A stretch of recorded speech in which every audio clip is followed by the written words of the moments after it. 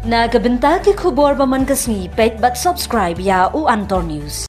Kublai phi baro kini kilong ki khubor bam takasni.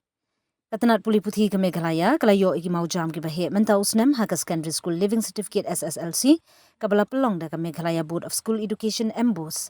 Haga balai spa sa phaway tali ki school ki lapoi shaka shispa person bar ki bapas baro ka way kalong shispa person.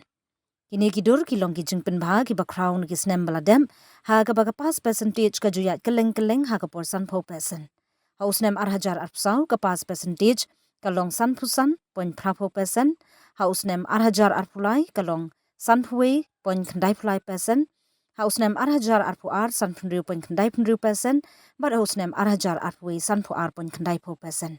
Ya ki jingmi na ka examen SSLC arhajar arpsan na penmna ha kasing satjan hadu arbnai shwa ka por bajulong. Ka bajulong ha katayo bakhadu jong ubnai naitung ne ha ka basdang jong ubnai yayong. Na ka bentaban yo jingtip yiki jingmi ha usnem arhajar arpsau la penmna ha ka arpsau trik unaitung kat bai ki jingmi la penmna ha kasnem arpndu trik unaitung. Nalor ka jingpen bha ya ka jingtroi kam jong ki samla puli ka MBOSE kala penrung yiki jingpen kala ki basngur nadu uni usnem ka MBOSE ru kan pelong ya ka SSLC exam arsin snem ka exam ka beningkong kanong ha kapor badangsa bar ki khna school ki barem kin yo skawi kalat ban mi na ka benta ka examen ha ubnai risau umi ka jingthmu jongani ka jingkala kalong banyarap iki khna ban yo kloi ki jingmi jongki khnang bakina ban shim ya ka jingrung ha ki school ba ki college khamda penslam kane ka jingkala ka deiru ka jingmi na ka jingpen traikam ka brang ya chakmat jong ka National Education Policy NEP balashna khnang ban kershani ki samla puli dak ba pendunai kapor beladu hapdeng kijing persang ka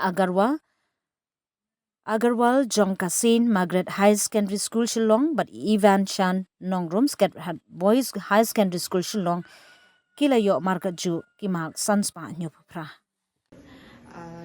this way they help us.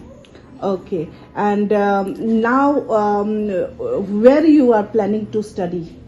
Yeah, did you thought where you want to take admission? I'll try for some CBSE schools. Okay, and what your parents does? They have also worked hard with me. My mother, my father, they let me study. What is what profession do they belong to? My father is an electrician and my mother is a housewife.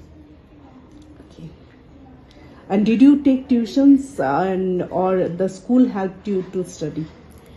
School helped me to study and I did took tuition also. Okay. You got 7th position, right? Yes. Okay. Thank you.